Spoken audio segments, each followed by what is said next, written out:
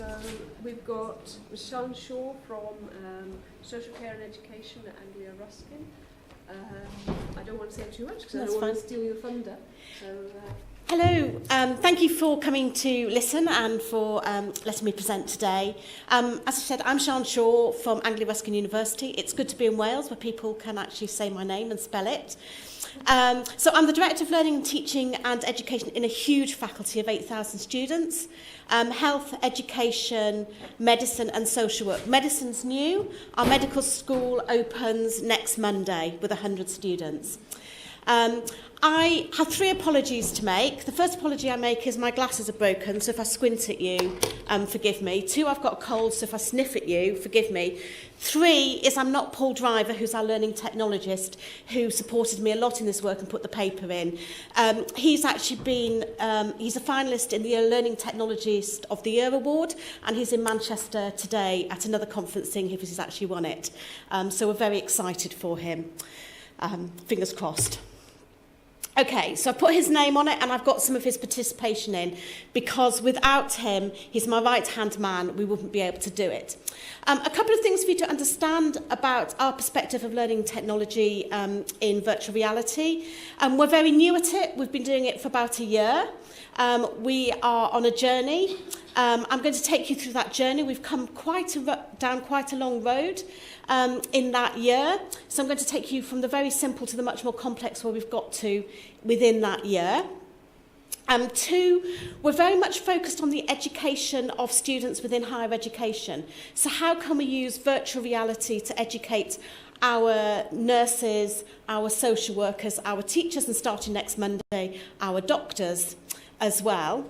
And 3, we don't have any experience in creating those kind of computerized learning environments. We're very much in real world environments, 360-degree filming, how we can actually use that process to educate our students. And how can we make this available to large numbers of students? You can use Oculus Rift in research, and we do have 2 sets for using Oculus Rift.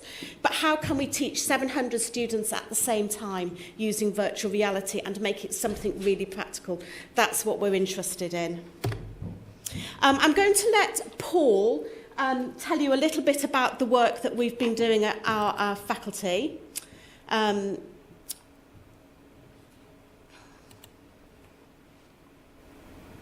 what it's all about. It's about exploring how new technologies create opportunities for learning, getting excited, getting into realities, and using the human body to interface with digital worlds. It's about the weird things you carry around in your bag, you know, just in case. It's the fusion of pedagogic knowledge with media and learning design, and using these skills to create immersive environments. These can teleport students to places they wouldn't normally have access to, placing them in the shoes of others to improve understanding and foster empathy.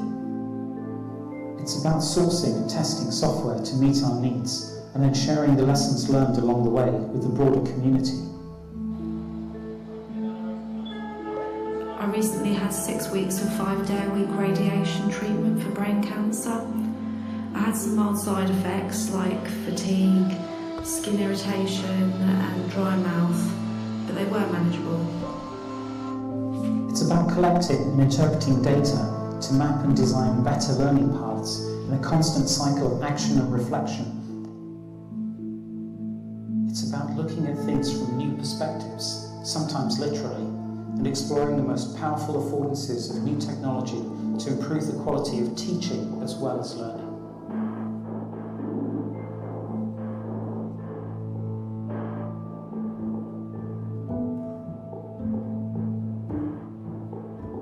It's about perception, immersion, cognitive psychology, learning design, and user experience, and how all of these need to be considered.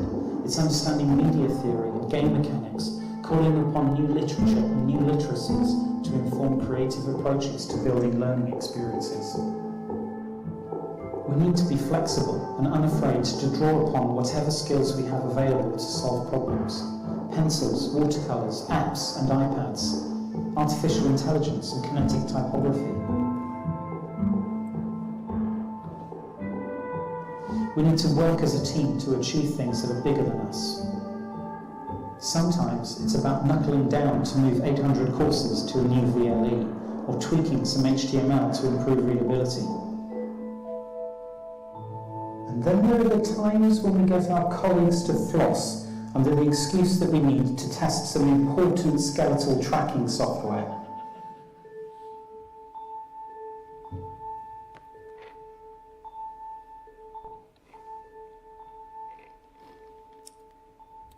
So I hope he wins tonight. But we've been very fortunate in our faculty that we've had a very keen social worker. I'm a nurse by trade. I'm responsible for the professional knowledge for nursing, and we also have a very skilled educator from our education department who's driving the education resources. And underpinning all that is the technological knowledge of Paul. So what are we interested in? I have to say we've been testing lots of different things because we've been trying to find out what works and what doesn't work, and we're at the point now where we actually need to really do some serious research. Nursing, medicine, allied health, social work, education, and how do we reach the 36,000 students of our university with virtual reality? And of course, why do we want to do virtual reality? And I think this is, if you know anything about virtual reality, it's the situated learning, the embodied interaction, the cognition, the embodied cognition, the immersion in real-world environments. And we didn't actually want those computer environments because we have access in our faculty to real-world environments. We have good connections with our local hospitals, community partners, that we can go in and record real-world environments. It's much quicker and cheaper to do that. And we actually started off with a £160 static camera, which is an LG camera. We've now got a £7,000 camera, but we had to do the £160 camera before we could get the money to buy more. Experiential learning, and that should be spatial. I do apologise, the spatial affordances that it actually gives. The strengths of VR. And I'm going to talk particularly for nursing. I'm going to start with nursing and social work because we found what works for nursing seems to work for social work as well. And some of those scenarios we've been able to use across both. We're able to bridge that theory-practice divide. How do we bring practice into the classroom? And what we're looking at is the pedagogic overlay that we can put within those immersive environments so that you get real-time learning experiences. So those learning experiences and that pedagogic material is actually within that immersive scenario. It's authentic learning and it's actually highly engaging. And to give you an idea of engaging, one of these scenarios that we put in, we could embed it within our virtual learning environment, and we have Canvas for our virtual learning environment. We had 200 students on the module, and we had pedagogic resources in it, and we had 18,400 different hits on the activities within it for those 200 students. Obviously a lot of student engagement. For nursing, we have something quite interesting at the moment, is that anybody who's a nurse knows that our NMC standards for nurse education have actually just changed, and we can actually, there's no limit now on the amount of simulation that we can actually do for our students. However, the NMC, the Nursing Midwifery Council, says they'll keep a very close eye on what we're actually doing with that. Placements are actually, it's quite difficult to get placements for student nurses. Although it's difficult to recruit student nurses now, so placements aren't quite so much of a problem as they were, but hopefully they will come back to be an issue. But can we replace some of that placement experience with virtual experiences? And if you think about it, a student nurse going out to a practice area with no control over the quality of that experience. And the placement experiences of student nurses varies. There are good experiences, there are bad experiences.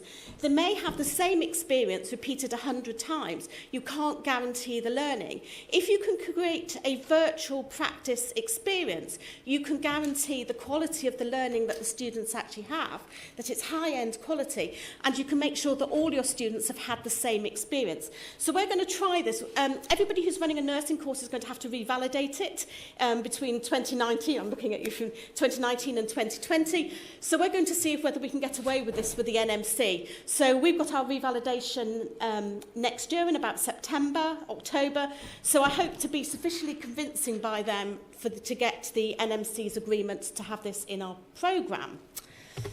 I'll let you know how I get on.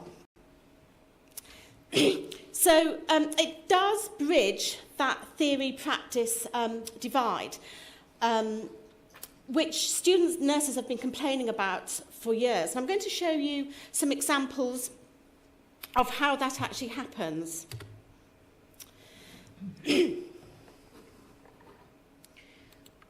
So this is a very simple virtual reality experience. This is done with static pictures, just a simple £160 camera, and we've photographed different rooms in a service user's home. And we've used this for social work and for nursing. It would work for paramedics and medics as well. And the students can use goggles for this, but this, where you're actually seeing it at the moment, is embedded into our Canvas, our online learning management system, and the students have agency. They can actually move around the environment themselves, decide what they actually want to look at. And there are clues within the environment. You might have noticed that there are some biscuits on the table. The patient's actually diabetic. So, and there's drugs in the cupboard which would indicate why that they are diabetic. How can they build a rapport with that patient by looking in the environment that they, from the environment that the patient actually lives in? And what was quite interesting about this experience when we did some qualitative analysis with the students is they were talking about what would happen to this patient if they went into hospital. And we have got an interview at the end of this where the students actually get to meet the patient, and their perception of the patient was something very different from what they'd actually envisaged the patient to be like. But they did actually begin to really empathise with that patient and actually talk about what it would feel like to be them and what would happen if they didn't have the control of their environment and go into when they went into hospital. And it had a lot of engagement with that. So I won't, you can just keep going around the house, I won't go. And what we did, you see at the end, is because it was embedded in our virtual learning environment, oh, I need to stop it, virtual learning environment, the students were really able to have discussions on the discussion boards about it. The next one I'm going to show you is, that was very static. We wanted to actually look at real video. So this got us a bit more funding. We managed to buy a bit better equipment, a better camera. We started, just to let you know, we started with £3,500. So you, sometimes getting a little bit can now help you do something which is greater. So we then got about £50,000 from that £3,500, and we wanted to use real video and have a bit more of a proper immersive experience. So we recorded, these are ones in our skills lab, so we've got hotspots where the students can actually link to separate materials and find out more in those videos. We'll just be popping that over you, and we'll just be here on it clicking in some codes. So this is in a radiotherapy department. Okay. I probably want to turn the volume. You will feel as be moulding this around you. I'll just turn the volume down. Okay, is everything okay? Give me a thumbs up. So I can actually talk over it. So this is in partnership with Adam Brooks Hospital in the radiotherapy department. How do you get students into environments that are difficult to get into? We can't get all our student nurses into radiotherapy, but it's really good for them to understand the experience of a cancer patient having radiotherapy. So if you're wearing the mask and you're lying on your back, you feel like you're going into the radiotherapy machine, and it actually really help the students understand what the experience is like for the patients within that. What's interesting about this scenario is we began to... just keep it going. Stop.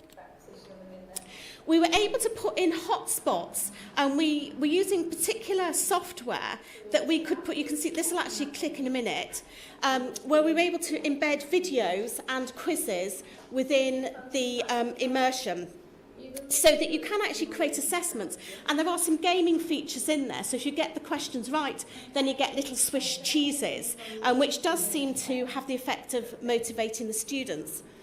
What the radiotherapy departments have said to us at Addenbrooke's, which is quite interesting, is they're not able to prepare their patients very well for radiotherapy and what that experience is like before they have radiotherapy. So Addenbrooke's is very interested in working with us to have patients experience this before they go into radiotherapy and whether that actually reduces stress. So that's something we're going to be working on, but of course we've got to get the ethics and we've got to go to IRIS at the NHS. So this is going to be a long process. But with Addenbrooke's as our partners, I'm sure, and now we've got the medical school coming on board with this as well, I'm sure that'll be really useful. I'm just going to take this along so you can actually... So if you watch this now, you can see that we've got video embedded within the immersion. So we can have video, we can have papers, and we can have quizzes on those videos as well. We also line up the scanner. And the students can actually take their own learning path within that. Okay, let's pause that.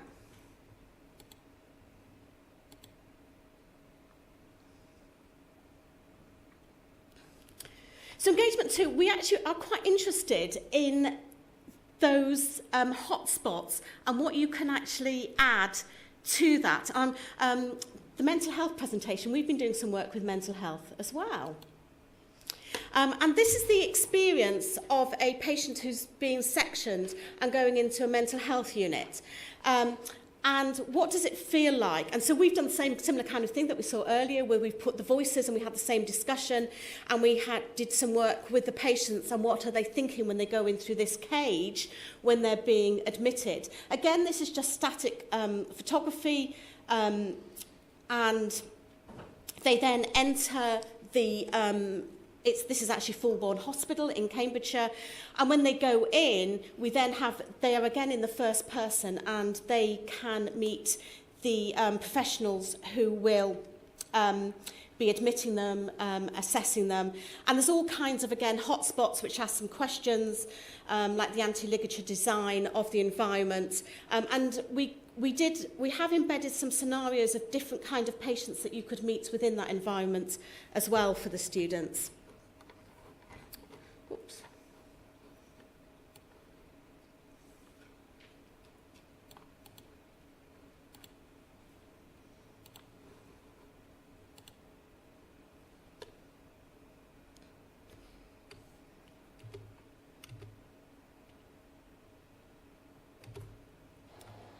This is another engagement scenario. So this is again in the radiotherapy departments, and we've put voices in of patients. I recently had 6 weeks of 5-day-a-week radiation treatment for brain cancer. I had some mild side effects like fatigue, skin irritation and dry mouth, but they were manageable.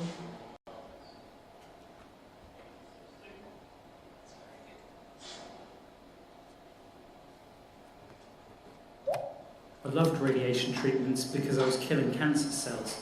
I'm lucky to be alive. That doesn't mean there still isn't a long way to go in perfecting its use and advancing the science behind it, mind you. I used to hate seeing those brave techs scurry out of the room to protect themselves from the radiation. I thought about their health in 20 years, but man, those treatments helped to save my life, and I'm happy to be here. And again, we worked with service users, and those are real patient voices that we have within there. And we did get ethics for that. We're interested in student engagement. The platform they were actually using does monitor student engagement and the pathways that they're actually taking, which is of great use to us. And I'm going to finish on our use in teacher education. And our teacher education is really based on reflection, and how do we get teachers to reflect better? And I'm actually going to get Paul presenting at Cambridge. Very first time I tried this with one of my CELTA trainees. Poor thing, it's her first 20-minute micro-teaching session. And we had the camera in the middle of the room, and as you see the camera, you can just swivel around, you can see the teacher, you can spin around, you can look at everything that's going on in the room. And so she volunteered for that, and she found it extremely rewarding. And I'll talk a little bit about the process that we went through in order to gather data about this. This is one of my trainees re-watching his lesson, They find it highly engaging to watch themselves, as you might expect.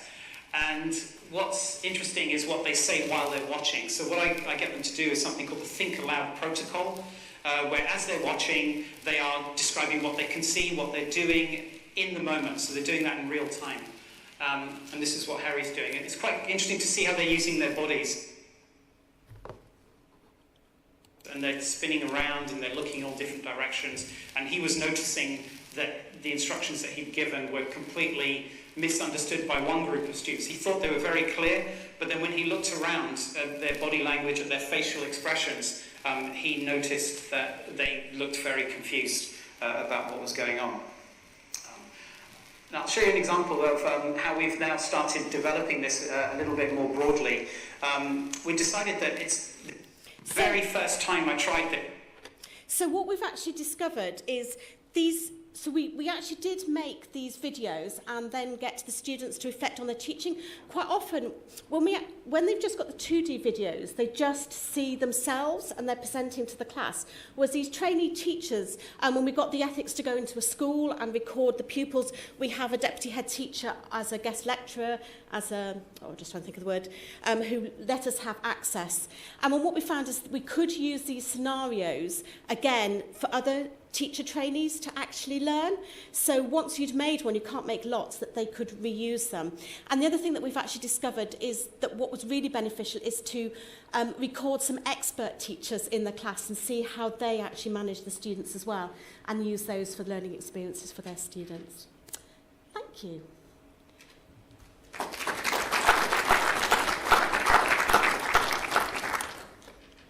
you, Sian.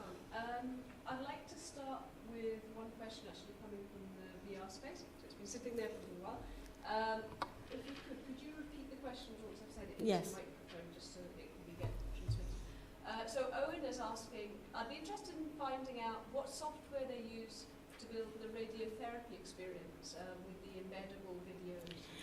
What I have to say is we used a 360-degree camera, which was about £7,000. What I can't tell you is what software we're using, because that's intellectual property. I know that sounds really terrible, but I can't tell you that. But we did, for the hotspots, we actually used ThingLink. So we're working with a company to develop the software to actually put it in. But the hotspots within that are ThingLink, which is actually free software. And you can access that very easily. And you can add that to pictures, videos, YouTube clips, whatever you like, for free. Okay, can I take any questions from the present audience? I really like the question about the radiotherapy. And I assume, is the idea, and is that project going forward, is one question. But also, I assume it's about empowering people, patients, and that experience is a stressful experience. But what would you like to see sort of in the next stage? Would you be able to, before you start your radiotherapy treatment, would you be able to go through the virtual environment? Would you go through it with a consultant? Would you do it on your own? So for the patient experience, what we imagine is we've been working with the therapeutic radiographers.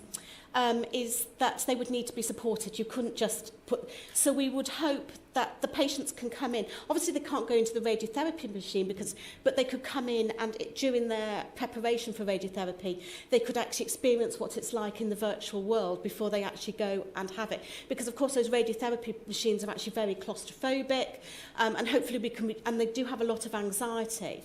And we hope to be able, what we want to actually do is measure that anxiety and whether we can actually reduce the anxiety of that treatment for the patients. As I say, it's discussions we're having. We're very much going to go forward with it. What we just need, as I say, the next stage. And just out of interest, we have got a research associates post. So if anybody's got any interesting students who would like to come and work with us for a year, please do let me know, because we're having a problem recruiting. They can start whenever they like, the sooner the better. So we have got funding to take this forward from Health Education England, actually. Any other questions?